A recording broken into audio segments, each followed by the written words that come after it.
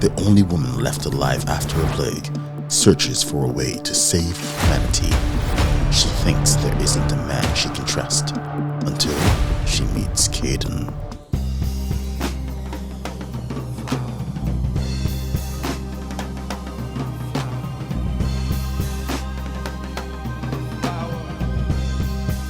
The Last She by H.J. Nelson. A plague has swept over the earth, killing the majority of the population and every female, except one. Ara witnessed the horror and destruction, but for the last 3 years, she has survived. Now, desperation and hunger force her out of the mountains and onto a dangerous path. Across the flooded downtown and through the gangs of survivors is hope. Ara's father spoke of a clue that could save not just her, but humanity. Then she is captured by a group of men.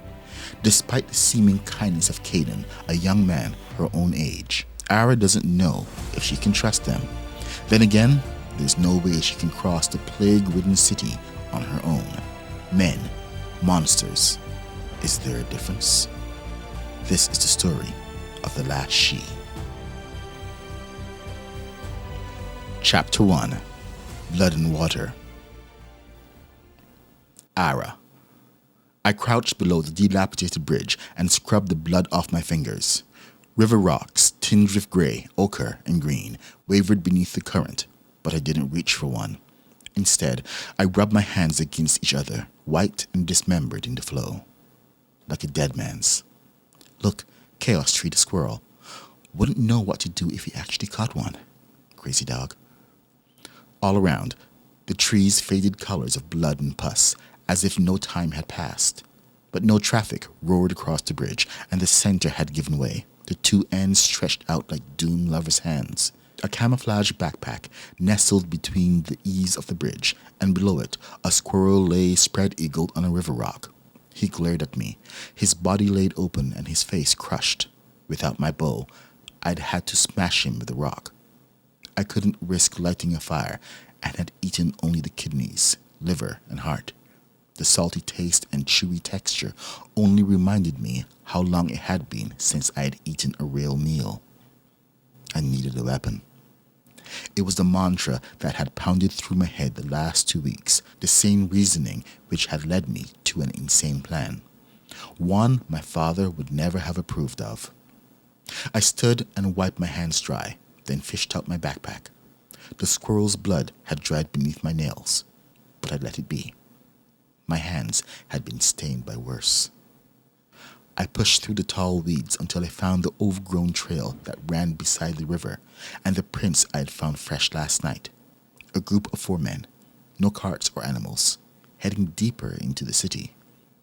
There's no such thing as friendly men, Ara. Not in this world. Not for you. I tightened the straps of my pack and followed the tracks. The city grew slowly around me. A few gas stations and businesses pressed in between the encroaching trees. I passed an abandoned airship, the front half crumpled as if it had lost power and fallen straight from the sky. My father had always preferred the older technology, steel and oil, but in the end, neither had brought salvation. Rusted cars lay abandoned in roads, windows now coated in grime. Vines and weeds smothered everything, but instead of masking the violence and death, it seemed to make it worse, like a white sheet thrown over a body. The tracks moved west, and I kept the rising sun at my back, making them easy to follow. I guessed I was several hours behind. An hour in, I passed a dozen yellow buses stationary before a brick building.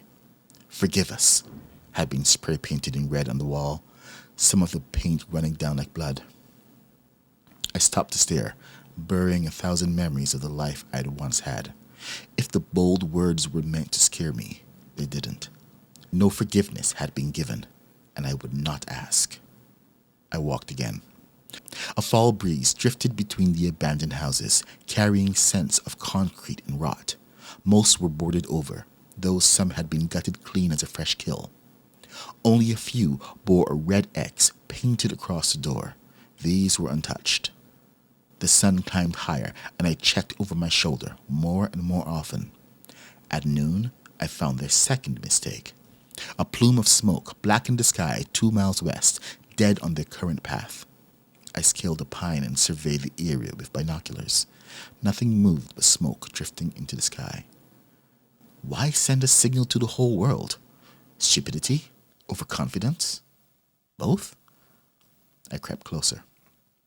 I was playing a dangerous game, one my father never would have approved of, but I needed to understand my enemy if I was going to steal from them. And no one else would be stupid enough to approach a burning fire in the middle of the day. I hoped.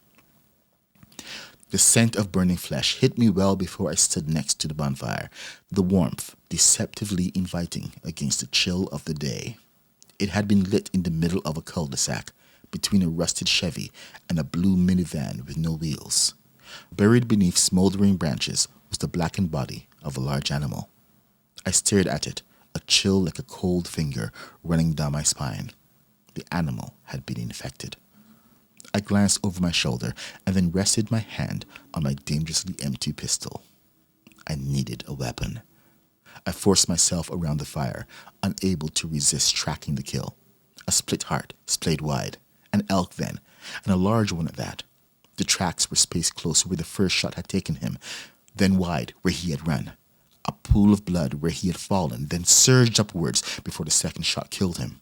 I hadn't heard a gunshot, which meant they had taken him with a bow. Someone was one hell of a shot. So, a group of 4 men, confident enough to light a bonfire in midday, armed and proficient enough to take down an infected elk. I rocked back on my heels, tracing the smoke rising like a black flag. They were good, but Father and I had been better.